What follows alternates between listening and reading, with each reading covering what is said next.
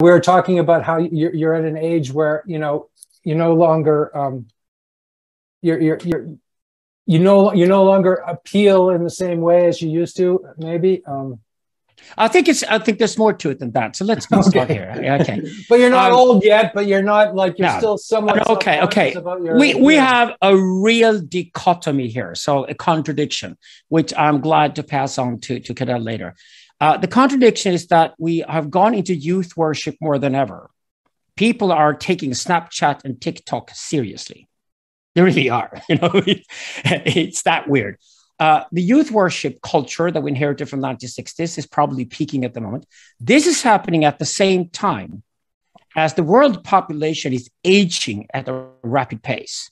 Even China will see its population, total population, go into reverse already next year. So before 2025, China's population size has gone into reverse. Despite the fact that women in China can have 2 or 3 babies, they won't. They will not have more than 1 baby at the most. Therefore, China's population is going to decrease very quickly. Japan's, Korea's populations, Italy's populations, Germany's populations are decreasing already.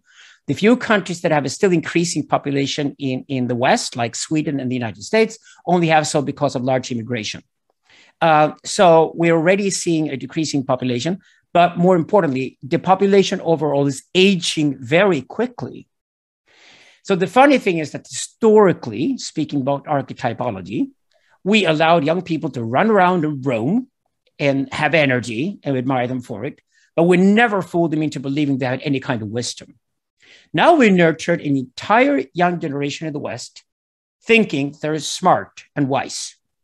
I hear this stupidity coming out of mouths of 23-year-olds all the time, like, well, wisdom and energy is equally distributed in the population. No, it's not.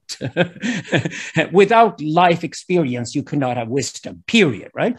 So we know historically that you hardly even opened your mouth before you were 40 years old in the past, and you certainly didn't open your mouth with any sort of authority before you were 50. Being a man or a woman didn't matter. Old people had the authority. Any tribe I've ever studied, the elders, the oldest people of the tribe had all the authority.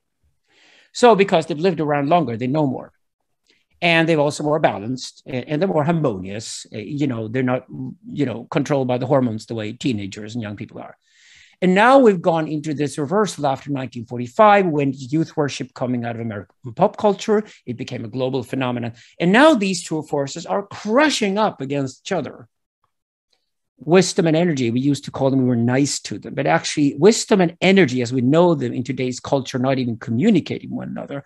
This is exactly why psychiatric institutions are packed with young people, especially young women who are Instagram addicts, every one of them.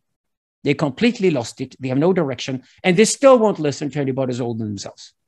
They will only listen to their own generation.